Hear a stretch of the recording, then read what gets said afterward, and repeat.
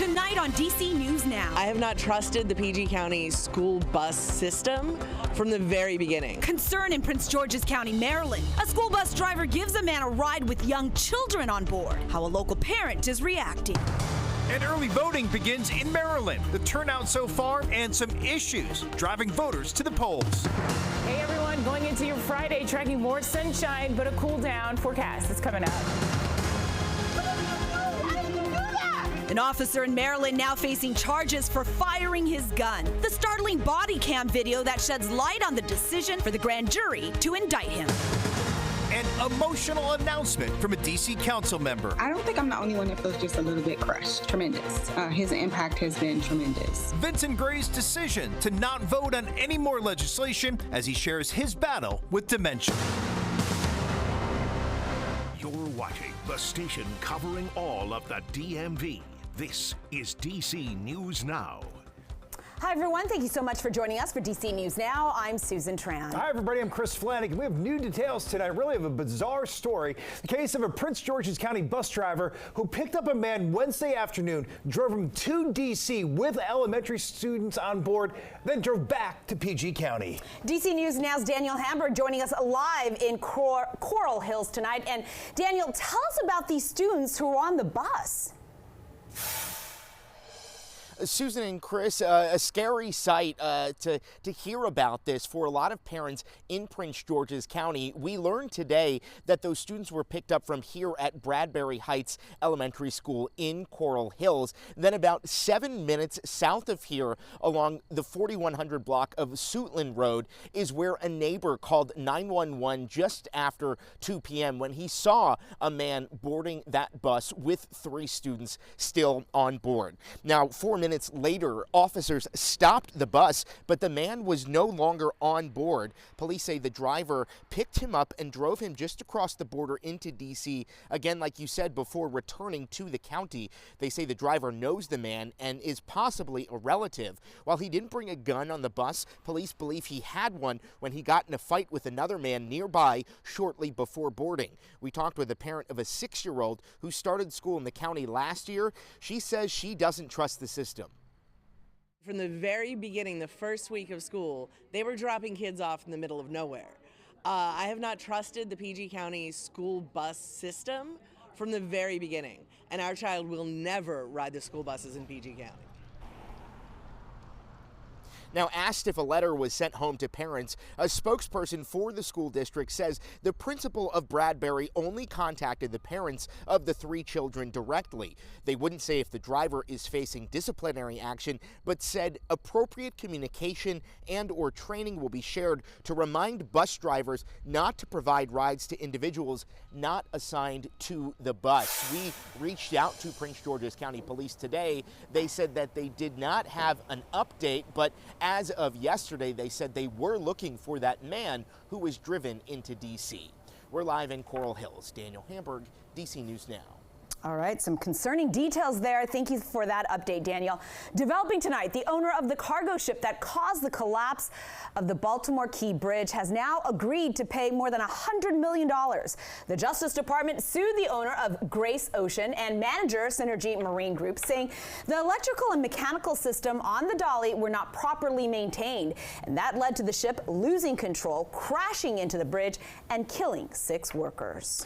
All right, let's get a first check on the forecast on this Thursday evening, and boy, the nice weather continues. What a run we're on. I know. I feel a little bit like it's Groundhog Day, but I'm not complaining. I just like it a lot. No. We're going to continue on this streak. It is a lot cooler compared to 24 hours ago, right? We were in the 80s yesterday, and now it's a reality check with this kind of cold snap that is making its way due to a frontal passage that has cleared the region and allowed us to see a lot of a big breeze picking up this afternoon. That has moved out of the region, and so now you have sustained winds, constant wind speed, 5 to 10 miles per hour. Most of the region, it has calmed down, but the leftover effects of that, cooler air from Luray into Winchester, middle 40s, 52 for Winchester, out towards Anne Arundel County into the middle 50s. Here's the cold alerts with frost concerns now. They stretch up from Washington County down towards northern Virginia, and they do start at 3 a.m. We do have more fantastic weather in store, but definitely a cooler air mass that is settling in across the DMV.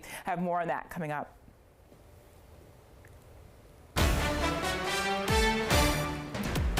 DC News Now is your local election headquarters. Early voting began today in Maryland with thousands heading to the polls. In Montgomery County, at least 6,000 people voted in person, and about 179,000 have requested mail-in ballots. Now, voters at the Silver Springs Civic Center tell us some of the issues bringing them to the polls are education, reproductive rights, and government regulations. We'll have much more on those issues ahead, all new at 9:30. Oh, yet another poll shows Democrat Angela Alsobrooks has a significant lead over her Republican opponent, Larry Hogan. That's in Maryland's U.S. Senate race.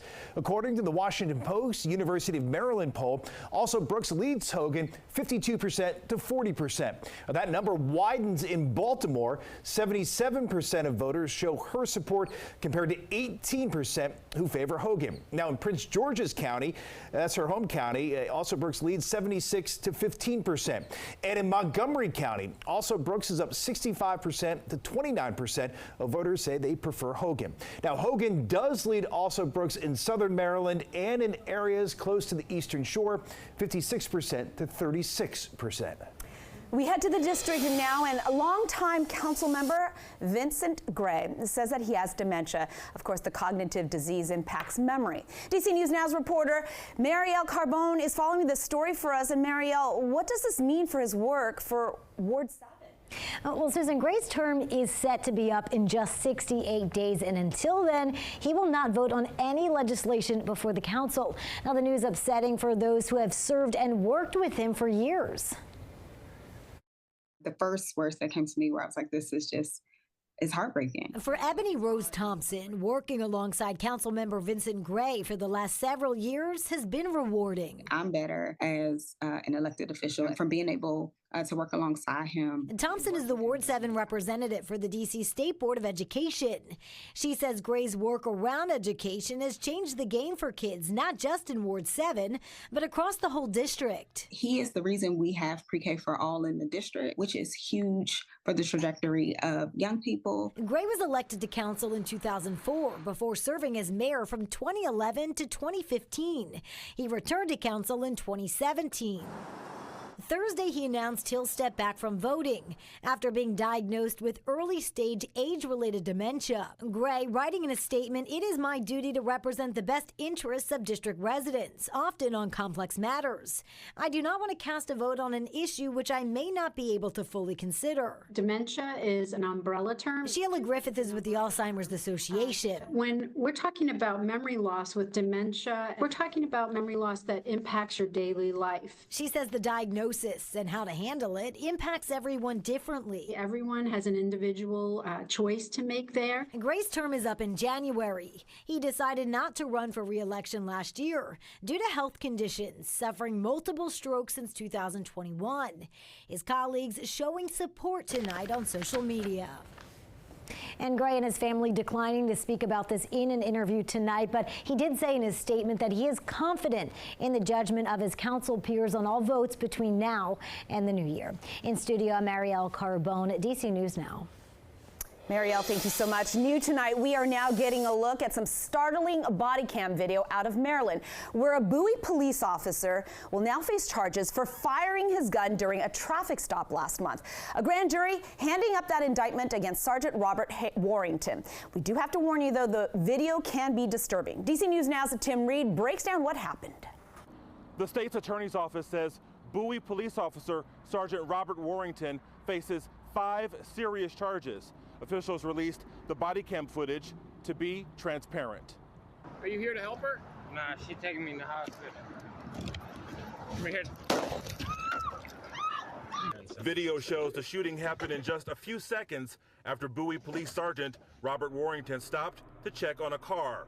That's when a man approached on foot. The encounter happened September 12th along 197 near Interstate 50.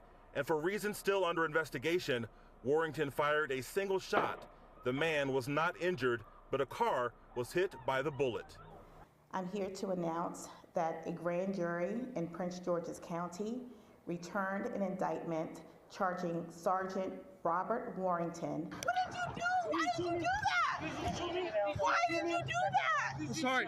I'm sorry. I'm sorry. I'm sorry. Sergeant Warrington is a 12-year veteran officer. He faces charges for attempted second-degree murder, 2 counts for reckless endangerment and misconduct in office and first-degree assault. Life is valuable.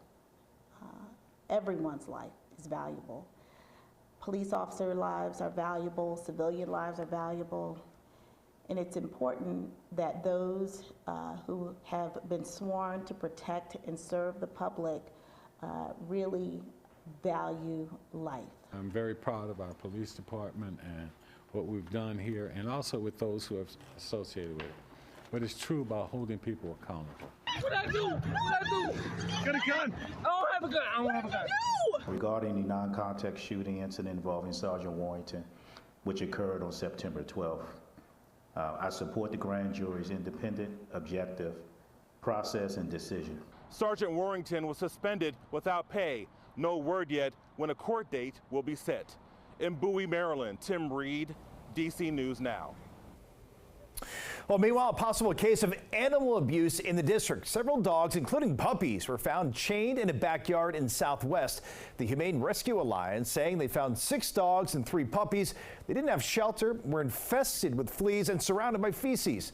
Most had sores or wounds and were significantly underweight. They also rescued 3 turtles you can see here from that home. Animal control now working to get the animals healthy and then find them new homes. All right, let's talk about the Washington Wizards had their season home opener tonight, taking on the reigning champs, of course, the Boston Celtics. Big game. It's a tough battle there. An exciting night at Capital One Arena tonight for the Wizards. It's more really of a season about growth and taking the next step in the rebuilding process. Coach Brian Keefe telling DC News Now they're also emphasizing defense. I like that. It's a growing year. a good positive spin. It has been a good game so far, with the Wizards managing to keep up with, for the most part, in that first half. But the Celtics have pulled away in the third quarter, with the score now 113-85 in the fourth. Sports director Derek Forrest will have a recap at 10 on DCW 50. All right, hang in with the champs. All right, coming up.